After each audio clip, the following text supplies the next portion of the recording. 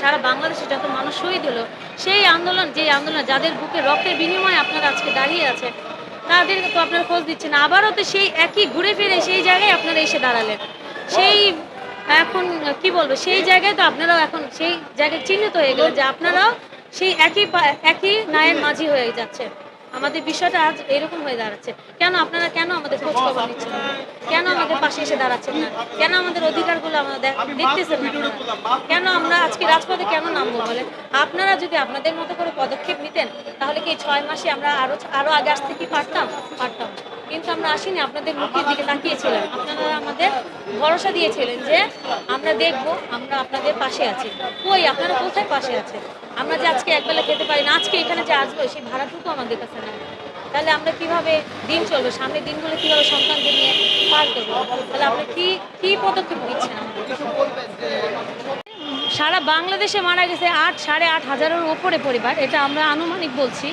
কিন্তু তাদের মধ্যে শুধু হাইলাইট কেন ৩-৪ জনের নাম কেন আসে? কেন আর কি কারো মা সন্তান হারায়নি? আর কি কোনো স্ত্রী তার ওয়াইফ তার হাজব্যান্ডকে হারায়নি? তা আর কি কোনো কোনো কোনো মা তার সন্তানকে হারায়? আর কি কোনো ভাই তার সন্তানকে হারায়? আর কি কোনো বোন তার ভাইকে হারায়নি?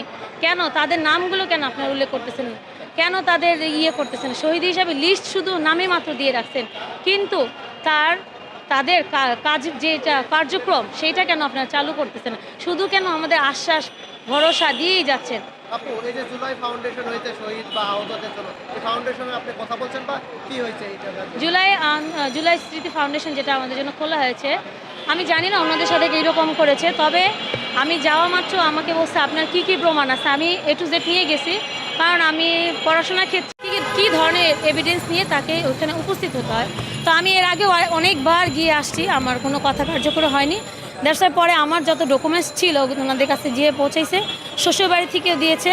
তারপর আমার যে মিথ্যা মামলাটা ছিল সেই ব্যবস্থা, তাদের একটা লিগেল টিম আছে, সেই লিগেল টিমের মাধ্যমে তারা আমার মামলা থেকে অব্যাহত দিবে, মিথ্যা মামলা থেকে, এটা প্রত্যাশা দিয়েছে। এবং টাকাটা আমি এখনও পাইনি, আমাকে আশা দিয়েছে তারা দিবে।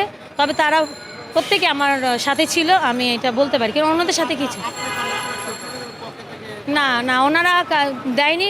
কারণ হচ্ছে আমি ওখানে সিগনেচার দিইনি। তাদের একটা রুলস খুব ভালো, সেটা হচ্ছে ওয়াইফ ছাড়া শ্বশুর পাবে না, শ্বশুর ছাড়া ওয়াইফ পাবে না।